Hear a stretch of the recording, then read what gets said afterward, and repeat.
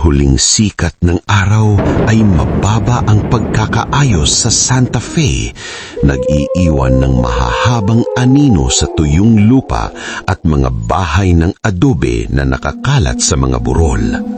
Sa isa sa mga bahay na ito, nakatira si Cristina, isang sulong ina na walang sawang nagmamahal sa kanyang 12 taong gulang na anak na si Regan.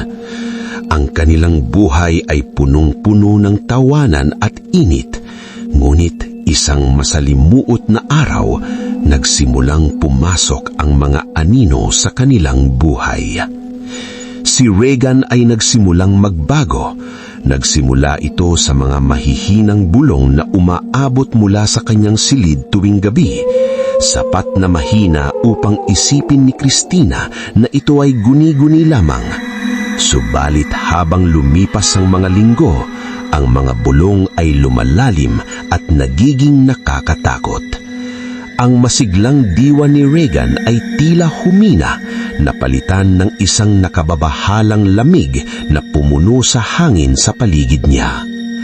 Una, humingi si Cristina ng tulong sa lokal na doktor, umaasang makakahanap ng medikal na paliwanag. Kumukuha lamang siya ng mga pagbabago, Cristina, ang pagtitiyak ng doktor na may tono ng pagpapaluubag. Ngunit sa kalooban ni Cristina, ramdam niya na mayroong masamang nagaganap, parang isang nakatagong kasamaan na kumikilos sa kanilang mundo. Nang bumaba ang gabi, lumabas ang katotohanang ang pagmamahal at init pagitan ng ina at anak ay unti-unti nang naglalagas. Si Regan ay nagpakita ng mga hindi pangkaraniwang gawain. Ang kanyang mga mata, minsan maliwanag sa inosente, ay tumitig sa kawalang katiyakan, habang ang kanyang boses ay nagbago at naging tila isang malalim na ingay na parang may ibang nilalang na nananatili sa loob niya. Sa desperasyon at nawawalang pag-asa, nagpasya si Cristina na lumapit sa simbahan, na lumagda ng koneksyon kay Father Rayleigh, isang bata ngunit may karanasan na pari na kilala sa kanyang mga gawain sa mga exorcism, at ang kanyang guro, si Father George, isang iginagalang na nakatatanda na ang mga mata ay tila naglalaman ng lahat ng karunungan ng mga nauna. Habang papunta sila sa kanyang tahanan, ang atmosperang nagbabalot sa kanila ay naging masungit, puno ng isang hindi nakikitang puwersa. Pagdating nila, natagpuan nila si Regan na nakaupo sa sulok ng kanyang madilim na silid. Ang kanyang katawan ay tila nakaangkop sa isang dilikas na posisyon at isang nakasuksoklam na ngiti ang nakadikit sa kanyang mukha. Ang hangin ay tila kumikilos, puno ng masamang enerhiya habang si Father Rayleigh ay naglakad patungo sa kanya. "Regan, naririnig mo ako?" Nang tahanang tanong niya sa kabila ng takot na kumakagat sa kanyang lalamunan. "Opo, Ama," tugon ni Regan na kasinungalingan na ang tinig ay lumabas hindi galing sa kanya. "Naririnig kita ng malinaw." As tanggap si Father George, ramdam ang madilim na pagmamalaki na nagmumula sa kanya. Si Cristina ay gumulong sa kanyang mga tuhod, umiiyak habang pinapakahulugan ang pagdarasal na sana ang kanya anak na Idiyay ay bumalik. "Regan, bumalik ka! Hindi ka ito!" Ngunit ang dilim ay nahugot na, hinahabi ang mga sanga nito sa kaluluwa ni Regan at nagsimula na ang exorcism. Ang mga pari ay nag-invoke ng mga sagradong panalangin habang pinalilibutan ang dalaga. Ang kanilang boses ay umaakyat at bumababa sa ritmo ng kanilang pananampalataya. Bilang kapalit, ang katawan ni Regan ay nag-convulse ng marahas. Ang kanyang tawa ay isang halo ng isang bata at ng isang halimaw, umaabot sa mga pader ng tahanan. Ang laban ay brutal, sinusubukan ang limitasyon ng kanilang pananampalataya. Palaging naniniwala si Father Rayleigh sa mabuti, hawak ang pag-asa na siya ay makakapagligtas, habang si Father George ay nagbibigay ng matatag na gabay sa kanila. Susubukan tayo nito, anak. Huwag kang mag-alinlangan. Siya ay nagbabala at ang pawis ay tumutulo habang bumubula sa kanyang noo. Sa bawat panalangin, ang mga pader ay umuuga, tila ang bahay mismo ay nakikiusap na tumigil ang laban sa loob. Ang hangin ay puno ng galit at desperasyon. "Umalis ka!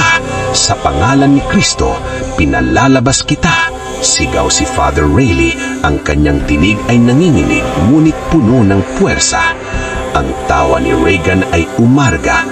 "Akala mo'y maililigtas mo siya? Kayo'y mga hangal." Bumigid ang dilim sa paligid ng bahay, ngunit sa loob, ang kanilang tinig ay nagbanggaan ng isang nagsasabong puwersa. Sa isang sandali ng desperasyon, nagsalita si Christina. "Regan, lumaban ka. Kaya mo yan." Ito ay isang pagsubok na abutin ng kanyang anak, isang kilos ng tunay na pagmamahal ng ina na tila simulang umuliwanag sa mga anino. Biglang sumigaw si Regan, ang tunog sapat na nakakatakot na mabilis na pakilusan ang mga buto kahit ng pinakamahihigop na kaluluwa. Akin siya at ang kanyang ideyay ay magiging isa sa akin.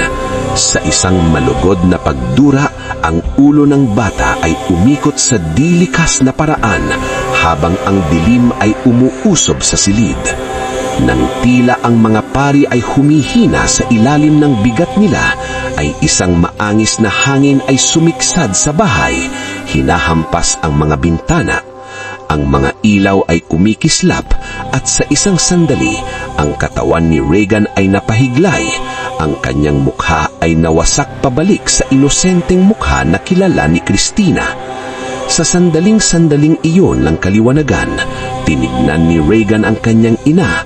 Ang mga luhay ay dumadaloy sa kanyang mga mata. "Tulungan mo ako, ma'am." Ngunit bago nakasagot si Christina, muling tumanang ang dilim sa kanya. Ang masamang tawa ay muling nag-aapoy.